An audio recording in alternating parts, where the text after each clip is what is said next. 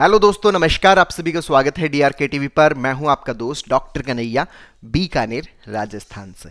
दोस्तों, आज इस वीडियो के माध्यम से ओवर थिंकिंग को खत्म करने का एक बहुत ही सुपर्ब तरीका आप लोगों के साथ में शेयर कर रहा हूं। अगर हमने इस तरीके को अपनी जिंदगी में अपनाया, ओवर थिंकिंग जिंदगी भर परेशान नहीं करेगी, हमारा मन पूरी तरह से शांत रहेगा। क्या है ये तरीका, पूरा एक्सप्लेन कर रहा हूं, बहुत अच्छे समझना। एक छोटा सा एग्जाम्पल से हम इसको समझने की कोशिश करते हैं। दोस्तों, मान लीजिए कि एक व्यक्ति है जिसका नाम है ए। इस ए को एक घर अलॉट हुआ। ए को घर अलॉट हुआ और यही जो घर है वो एक दूसरा व्यक्ति है जिसका नाम है बी, उसको अलॉट हुआ। अब ये जो B है और ये जो A है, ये तय हो गया कि इन दोनों को घर अलॉट हो गया है। अब ये दोनों इस घर के अंदर रहने वाले हैं। अब यहां पर एक कंडीशन ये है कि जो B जो है वो A का क्या है, दुश्मन है। अब यहां पर दो तरह की पॉसिबिलिटीज निकलती है। कौन कौन सी पॉसिबिलिटीज? सबसे पहली पॉसिबिलिटी तो ये निकलती है कि A जो है वो अपना पूरा दिन इस बात में गुजारता है कि यार ये घर जो है वो B को क्यों अलॉट हुआ, ये घर इसको अलॉट नहीं होना चाहिए था, इस घर से इसको निकल जाना चाहिए, ये इस घर के अंदर क्यों है, इसको नहीं होना चाहिए। तो जब भी बी घर के अंदर होता है तो वो पूरा दिन इस तरह से बिताता है, और जब बी घर से बाहर गया हुआ होता है तो इस डर में बिताता है कि कहीं बी वापस ना आ जाए। तो पूरे दिन जो ए है उसकी कॉन्शियस किस में अटकी हुई पड़ी है, बी को रिजेक्ट करने में इसकी कॉन्शियस अटकी हुई पड़ी है। अब ए की कॉन्शियस अगर बी को रिजेक्ट करने में अटकी हुई है, अब यहां पर ये ध्यान रखना है कि हाँ, इसकी कॉन्शियस इसको रिजेक्ट करने में अटकी हुई है, लेकिन बी जो है वो घर से निकलने वाला नहीं है। क्यों? क्योंकि उसको भी अलॉट हुआ है। चाहे ए कितनी भी कोशिश कर ले, लेकिन ये तो यहीं रहेगा क्योंकि इसको अलॉट हुआ है। हाँ, ये रिजेक्ट कर रहा है। अच्छा, रिजेक्ट करने से क्या हो रहा है कि इसकी जो कॉन्शियस है वो पूरे दिन इस बी वाले थॉट में अटकी हुई पड़ी है। तो इसके कारण ये ए जो है वो फ्री नहीं है। अच्छा, फ्री नहीं है तो ये दूसरा कोई काम नहीं कर पाता। मतलब दिमाग में हर वक्त क्या रह रही है, यहां पर ओवर थिंकिंग टाइप रह रही है। जो ए है वो कुछ भी नहीं कर पा रहा। क्यों? क्योंकि पूरे दिन इसी रिजेक्शन के अंदर लगा हुआ है। अच्छा, दूसरा इसके पास में क्या ऑप्शन है? दूसरा ये ऑप्शन है कि ये इस बात को स्वीकार कर लेवे कि भाई ये घर बी को भी अलॉट हुआ है, मुझे भी अलॉट हुआ है, ठीक है, बी भी इस घर में रहेगा, मैं भी इस घर में रहूंगा, कोई दिक्कत नहीं है। बी अपना काम कर रहा है, ठीक है, मैं मेरा काम करूं, मुझे जो हर दिन जो अलॉट हो रहा है, जो भी मेरा वर्क है, मैं उस काम को अच्छे से करूं। मतलब ये यहां पर इस बी को पूरी तरह से क्या कर ले, स्वीकार कर लेवे, उसके अस्तित्व को स्वीकार कर लेवे, उसके अलॉटमेंट को स्वीकार कर लेवे। तो फिर इसका इस बी से कोई लड़ाई नहीं, इस बी से कोई रिजेक्शन नहीं, ठीक है। बी का अपना संसार, ए का अपना संसार, इसके अंदर भी। तो इससे क्या होगा कि इससे ये इस बी से मुक्त रहेगा तो अपना काम आराम से कर पाएगा, अपना वर्क आराम से कर पाएगा। इसकी कॉन्शियस यहां पर फ्री रहेगी, और जब कॉन्शियस फ्री रहती है तो मन क्या रहता है, शांत रहता है, हल्का रहता है। वो अपनी कॉन्शियस से कुछ और प्रोडक्टिव काम कर सकता है, कुछ और चीजें कर सकता है। अब यही जो सेम चीज है ना, वो हमारे दिमाग के अंदर होती है। हमारे दिमाग के अंदर मान लीजिए कि दो तरह के थॉट्स है।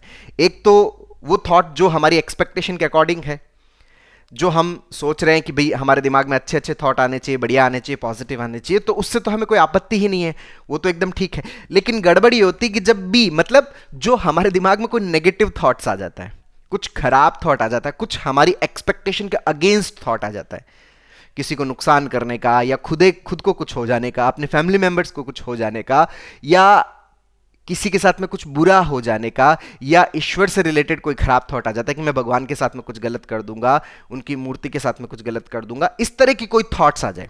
अब ये जब थॉट आ जाती है तो इन थॉट के अंदर हमारे पास में अब दो ऑप्शन है। पहला ऑप्शन तो ये है कि हम इस थॉट के अस्तित्व को नकारना शुरू कर देते हैं कि नहीं, ये थॉट क्यों आ गया दिमाग के अंदर, ये थॉट नहीं आना चाहिए था, और ये जो थॉट है ये थॉट दिमाग से निकलना चाहिए, इसको हटाओ। पूरे दिन हम इसमें लग जाएं, तो जब ये थॉट आ रहा होगा तब तो इस थॉट से लड़ाई लड़ रहे होंगे, और जब ये थॉट नहीं आ रहा होगा तो इस डर के अंदर पूरा दिन बिताएंगे कि कहीं वो थॉट नहीं आ जाए, कहीं वो थॉट नहीं आ जाए, कहीं वो थॉट ना आ जाए। तो इससे होगा क्या? इससे होगा ये कि हमारी जो कॉन्शियस है वो पूरे दिन इस थॉट के अंदर क्या रहेगी, अटकी हुई पड़ी रहेगी। अब कॉन्शियस जब पूरे दिन इस थॉट के अंदर अटकी हुई पड़ी रहेगी तो ये लूप चलता रहेगा। लूप चलता रहेगा तो यही लूप किसका रूप ले लेता है? ओवर थिंकिंग का रूप ले लेता है। और इस ओवर थिंकिंग की वजह से अब आपकी कॉन्शियस तो इसमें अटकी हुई पड़ी है, तो कॉन्शियस दूसरी चीजों के लिए फ्री नहीं है, दूसरी चीजों के लिए फ्री नहीं है, तो आप बाकी काम नहीं कर पाओगे, आप अपने घर का काम नहीं कर पाओगे, ऑफिस का काम नहीं कर पाओगे, आपकी प्रोडक्टिविटी जो है ना वो एनहांस नहीं होगी। मतलब ऐसा लगेगा दिमाग किसी चीज के अंदर स्टक हो गया है। तो एक तो स्थिति ये है। अच्छा, दूसरी स्थिति क्या है? दूसरी स्थिति ये है कि ये जो थॉट आ रहा है ना, इस थॉट के आने की प्रक्रिया को स्वीकार किया जाए। जैसे यहां पर बी को ये घर अलॉट हुआ है, उसी तरह से हमारे दिमाग के अंदर भी यूं समझ लीजिए कि ये थॉट अलॉट हुआ। अच्छा, थॉट के अलॉटमेंट का मतलब क्या है? थॉट के अलॉटमेंट का मतलब ये है कि हमारे दिमाग के अंदर इसका पैटर्न बना हुआ है, और जिस भी चीज का पैटर्न हमारे दिमाग में बना हुआ होता है, उस पैटर्न से रिलेटेड स्टिमुलेशन जैसे ही हमें सराउंडिंग से मिलता है, तो वो जो पैटर्न है, वो पैटर्न हमारे दिमाग में वो थॉट क्रिएट करना शुरू कर देता है। ये जो थॉट का क्रिएशन है, ये किससे हो रहा है? स्टिमुलेशन और दिमाग के अंदर ऑलरेडी पैटर्न के बने हुए होने से, उसके कारण थॉट क्रिएट होना शुरू हो जाता है। और वो क्रिएट होगा ही होगा, इसी को बोलते हैं अलॉटमेंट।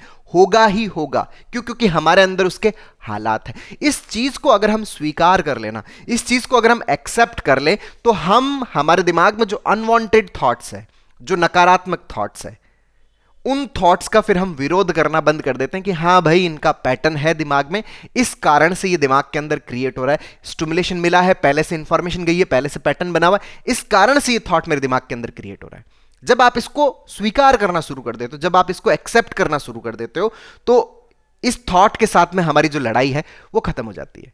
और जब लड़ाई खत्म हो जाती है तो हमारी कॉन्शियस मुक्त हो जाती है, फ्री हो जाती है, कुछ और काम करने के लिए, कुछ और चीजें करने के लिए हम क्या हो जाते हैं? मुक्त हो जाते हैं। यहां पर यह चीज बहुत अच्छे समझना कि हमारे दिमाग में थॉट वही क्रिएट होता है जिसकी क्रिएट होने की पॉसिबिलिटीज हमारे दिमाग के अंदर मौजूद है। जिसकी पॉसिबिलिटीज हमारे दिमाग के अंदर मौजूद नहीं है, वो थॉट कभी भी क्रिएट नहीं होता। एग्जाम्पल के तौर पे समझिए कि आप कहीं पर कोई भी स्टिमुलेशन मिलता है तो आपके दिमाग में कोई तमिल के अंदर कोई ख्याल क्रिएट नहीं होता। क्यों? क्योंकि तमिल के हालात आपके दिमाग के अंदर नहीं बने हुए। फ्रेंच के अंदर आपके दिमाग में कोई थॉट क्रिएट नहीं होता, क्योंकि उसके हालात नहीं, उसके पैटर्न्स नहीं है। तो जिस भी चीज के पैटर्न्स है, पॉजिटिव है तो पॉजिटिव क्रिएट होगा, नेगेटिव है तो नेगेटिव क्रिएट होगा। तो उसके हालात हैं, उसके अलॉटमेंट्स है, उस अलॉटमेंट को हम स्वीकार करें, उसको हम एक्सेप्ट करें। जितना हम उसको स्वीकार करते हैं, उतना हम उसके रिजेक्शन से मुक्त होते चले जाते हैं। उसको रिजेक्ट करने के जो एक्ट है, उस एक्ट से फ्री होते चले जाते हैं। क्यों? हटाने में लगे हुए हैं। दिमाग में है, थोड़ी देर के लिए आएगा, फिर उसके बाद में अपने आप चला जाएगा। लेकिन आपकी जो लड़ाई है ना, वो आपकी कॉन्शियस को उसके साथ में क्या कर देती है? स्टक कर देती है, जिसके कारण फिर आप किस में चले जाते हो? ओवर थिंकिंग में चले जाते हो। तो ये जो पहला रास्ता है, ये तो आपको लेके जाएगा ओवर थिंकिंग की तरफ। और ये जो दूसरा रास्ता है, थॉट के अस्तित्व को स्वीकार करना कि भाई साहब, पास्ट में ऐसे इवेंट हुए, ऐसी घटनाएं हुई है जिसके अंदर ये थॉट है वो मेरे दिमाग में गया, जिसकी इंफॉर्मेशन मेरे दिमाग के अंदर गई हुई है, उसकी कंडीशनिंग हुई है, उसके पैटर्न्स बने हुए हैं। अब सराउंडिंग से कोई भी स्टिमुलेशन मिल रहा है तो उसके कारण मेरे दिमाग के अंदर ये थॉट क्रिएट हो रहा है, ये थॉट आ रहा है। अगर मैं इस प्रोसेस को एक्सेप्ट करता हूं तो मैं जो अपोजिट थॉट है, जो मेरी एक्सपेक्टेशन के अगेंस्ट वाले थॉट है, उन थॉट्स के साथ में भी मेरी लड़ाई खत्म हो जाती है। और जब लड़ाई खत्म, कॉन्शियस मुक्त, ओवर थिंकिंग खत्म, हम अपने प्रेजेंट मोमेंट में, अपने टास्क में आ जाते हैं, अपने वर्क पे आ जाते हैं। तो दोस्तों, उम्मीद करता हूं आपको ये वीडियो पसंद आया होगा। नीचे कमेंट बॉक्स में लिखकर जरूर बताइएगा। और अब तक यदि आपने मेरे YouTube चैनल DRKTV को सब्सक्राइब नहीं किया तो प्लीज उसे सब्सक्राइब करें, ताकि मेरे नए वीडियो का नोटिफिकेशन आप तक सबसे पहले पहुंचे। दोस्तों, हम लोगों ने हमारी ओवर थिंकिंग को हम कैसे हटा सकते हैं, कैसे हम हमारा जो लॉजिकल थिंकिंग वाला पार्ट है, हमारा जो क्रिएटिव थिंकिंग वाला पार्ट है, जो हमारा पॉजिटिव थिंकिंग वाला पार्ट है, उसको और ज़्यादा एनहांस कर सकते हैं, उसको और अच्छे से डेवलप कर सकते हैं। अपनी साइकोलॉजिकल प्रॉब्लम्स को कैसे हम खत्म कर सकते हैं, इसके ऊपर हम लोगों ने एक स्टेप बाय स्टेप लर्निंग का पूरा वर्कशॉप लॉन्च किया हुआ, जिसका लिंक नीचे डिस्क्रिप्शन में है, जिसको आप अपने भीतर इंस्टॉल करके अपनी साइकोलॉजिकल प्रॉब्लम्स को पूरी तरह से खत्म करने में बहुत अच्छे से मदद ले सकते हो। बहुत बहुत धन्यवाद दोस्तों। जय हिंद, जय भारत।